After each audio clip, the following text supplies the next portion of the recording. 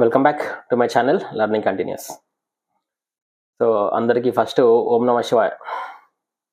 అదేంటండి వెరైటీగా ఓం నమ శివాయ అంటే, ఇప్పుడు నడుస్తుంది కార్తీక మాసం అండ్ దట్టు ఈరోజు కార్తీక పౌర్ణమి. ఇప్పుడే ఫ్రెష్గా గుడికి పోయి వచ్చిన. మా ఆవిడ నన్ను గుడికి తీసుకుపోయింది. చాలా ఏళ్ళ తర్వాత గుడికి వెళ్ళిన ఈరోజు నేను. గుడికి వెళ్ళిన. అందుకోసం గుడి దగ్గరగా వాతావరణం పొద్దున్న చూస్తున్నా. యాక్చువల్గా పొద్దున్న నుంచి చూస్తుంటే హడావుడి అంతా కనిపిస్తుంది పండగ కాబట్టి. ఈ మధ్య మంచిగా మనలో అందరు పండుగలు బాగా చేస్తారు. మొత్తము దేశం అంతా కూడా పండుగలు అంటే గట్టిగా చేస్తారు. ఒక సైడ్ తినేది తింటారు, తాగేది తాగుతారు, ఏ ఎంజాయ్మెంట్ వదలట్లేదు, ఇంక్లూడింగ్ పండుగలు కూడా. సో గట్టిగా చేస్తారు పండుగలు కూడా. సో ఈ రోజు కూడా అట్లనే ఉంది. చాలా రోజుల తర్వాత ఈరోజు గుడికి వెళ్ళినా కదా. చాలా రోజులే, ఇన్ఫాక్ట్ 2-3 years అయింది నేను ఎప్పుడు గుడికి పోను. డౌట్ రావచ్చు, సార్ మీరు ఆస్తికుడా నాస్తికుడా అంటే, నేను ఆస్తికుడిని. నాకు నేను రోజు అన్ని చదువుతా, రుద్రం చదువుతాను, whatever I know in and out. So I'm big devotee.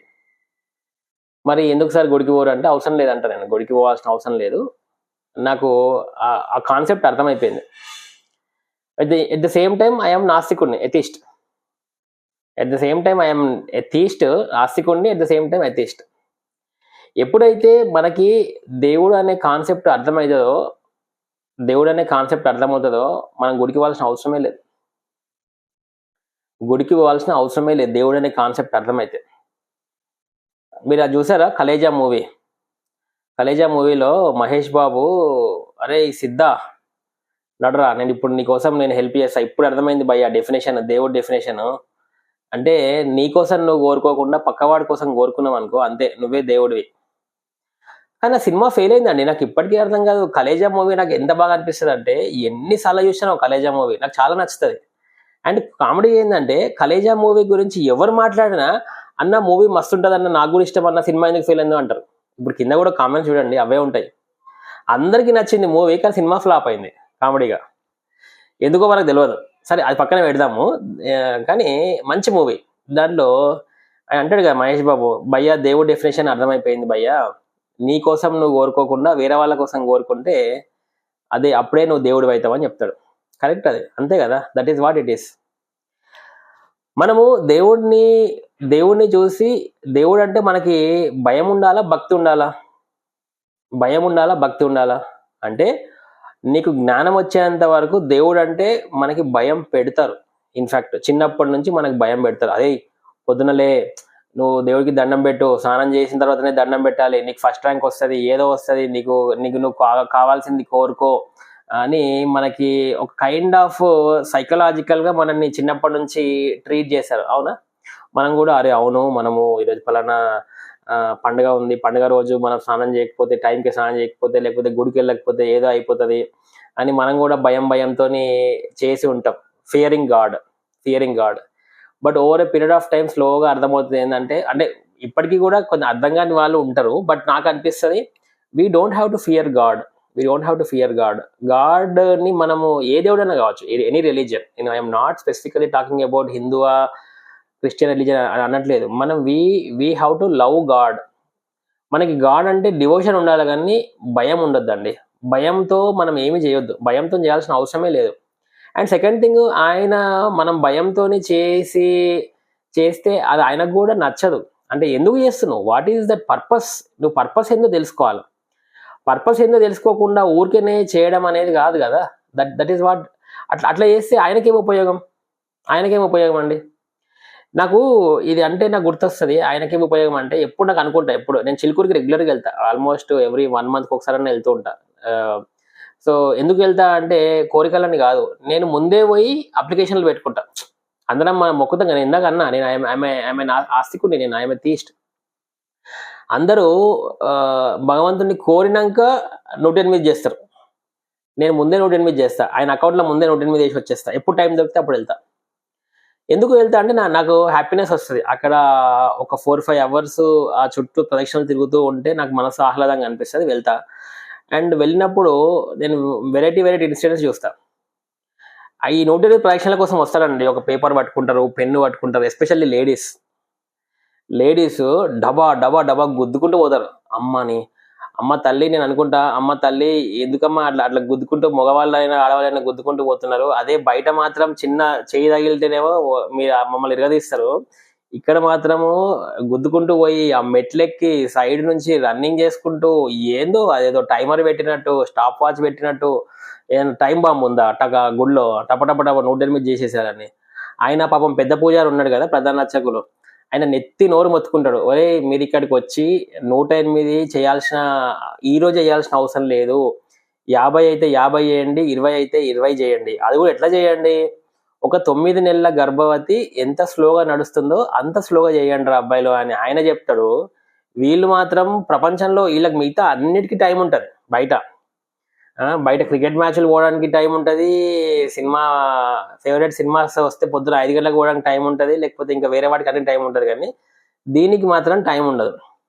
అంటే ఆయన భగవంతుడు మనకు కనబడతలేడు కాబట్టి టపటపటపు రన్నింగ్ రేస్ చేసేసి అదైనా పోటీయా 108 కాగానే ఆయన అకౌంట్లో క్రెడిటెడ్ అని వస్తుందా? అట్లా ఏం కాదు, మీరే యు ఆర్ లూజింగ్. అంటే నేను ఇందాక అదే అంటున్నా, అంటే ఎందుకు చేస్తున్నావు, భయంతో చేస్తున్నావు. భయంతో భక్తితో చేయండి, భక్తి ఇష్టంతో చేయండి. ఇప్పుడు మీకు ఏదైనా కోరిక తీరింది, ఇష్టంతో చేయండి. ఆ రోజు 54 చేయండి, ఆ రోజు 27 చేయండి, లేకపోతే 10 చేయండి, 1 చేయండి, కానీ ఇష్టంతో చేయండి. మంచిగా తిరగండి, ప్రశాంతమైన వాతావరణం పెట్టుకోండి, చేయండి. అండ్ నేను ఇంకా చూస్తా, జనాలు వస్తారు, వచ్చి 2-3 వస్తారండి, ముచ్చట్లు పెడతారు, ఈరోజు లీవ్ దొరకలేదురా అని ఒకళ్ళు అంటారు, ఇంకోళ్ళు అసలు ముఖ్య ఈ విషయాలన్నీ అప్పుడే వాళ్ళకి గుర్తుకొస్తాయి. ఏమ్మ గుడి టెంపుల్ నువ్వు వచ్చింది ఏంది, తిరుగుతున్నది ఏంది, ఆడ చేస్తున్నది ఏంది, నువ్వు అక్కడనే ముచ్చట పెట్టాలనా?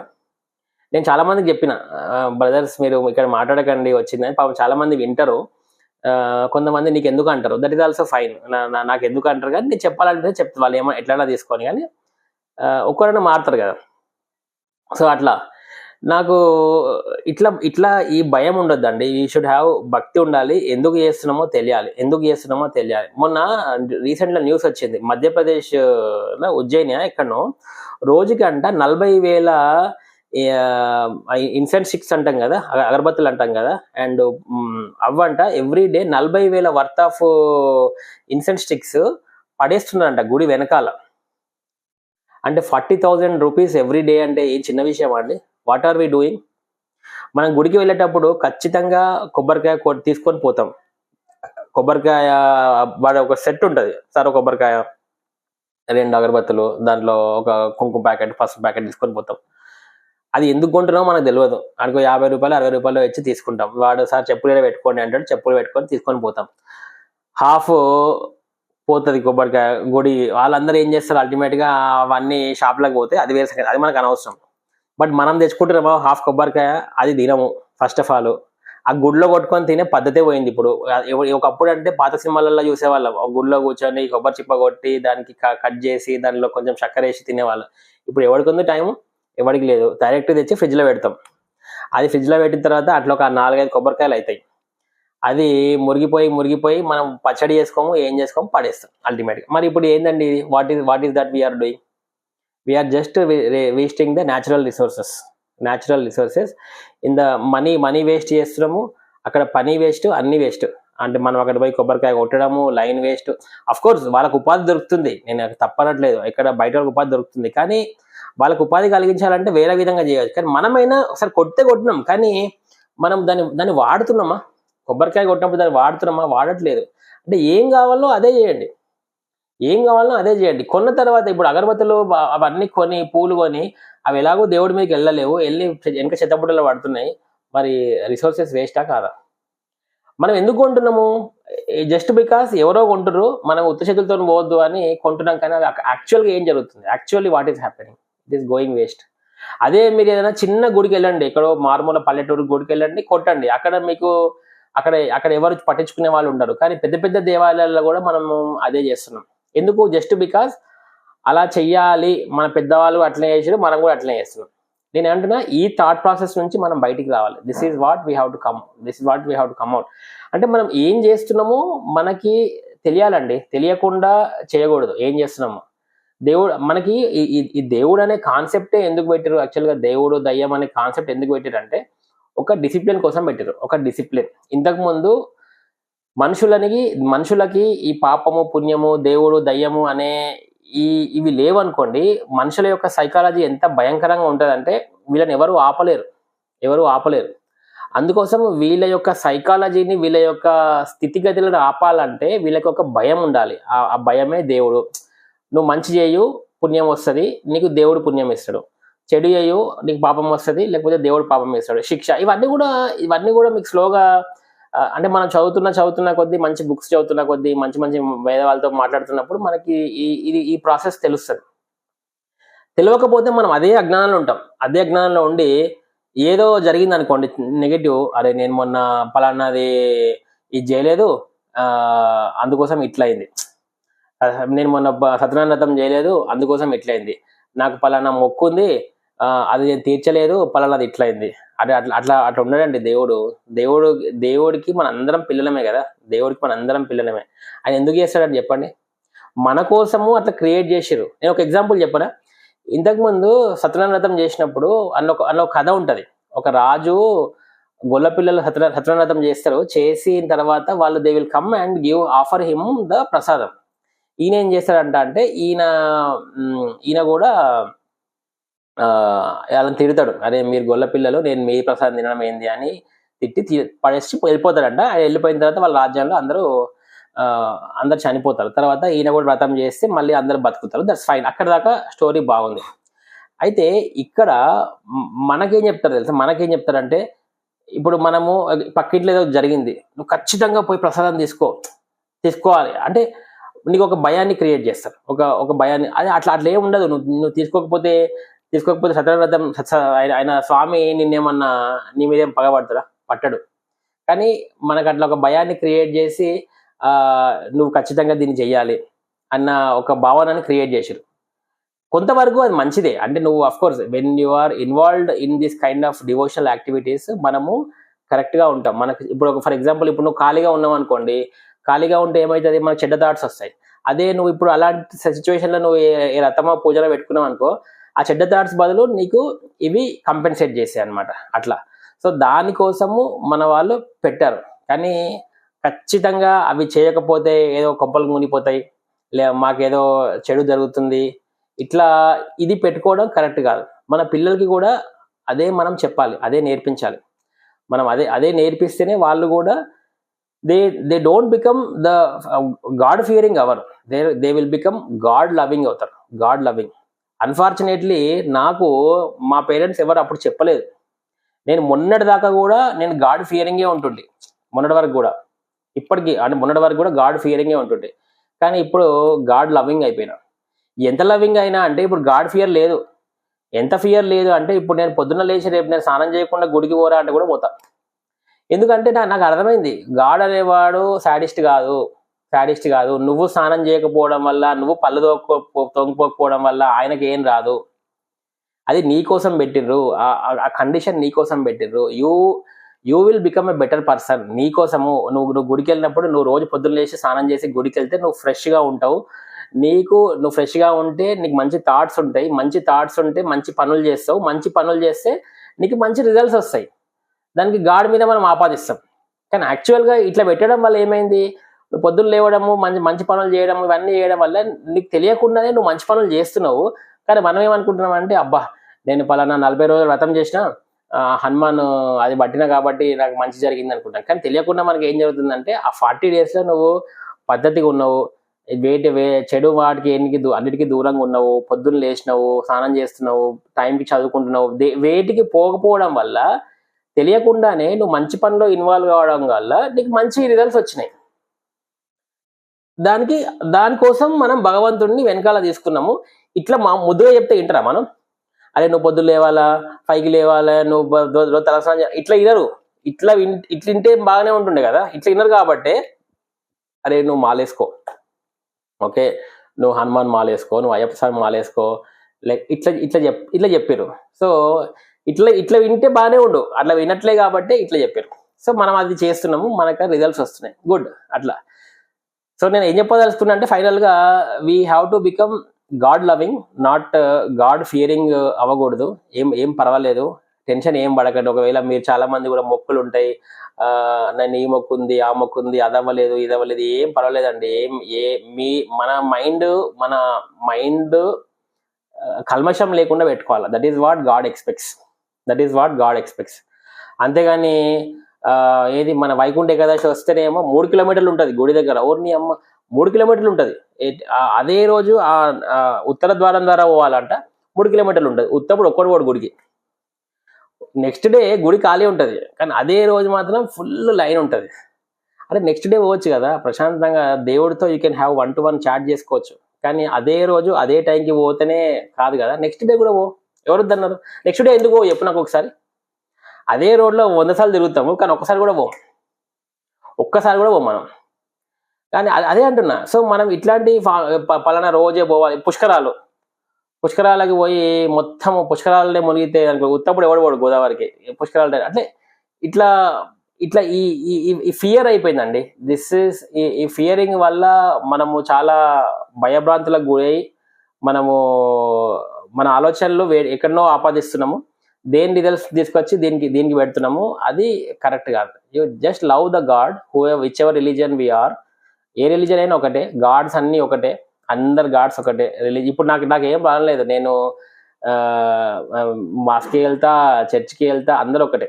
సో నేను ఐ ప్రే. నేను అంటే నాకు జ్ఞానం వచ్చిన తర్వాత నేను ఒకటే పూజించాను ఇప్పటిదాకా. I will say only one thing. A God అయినా ఇప్పుడు కూడా గుడికి వెళ్ళి సర్వేజన సుఖినో పోద్దు, అంతే. That's fine. One word.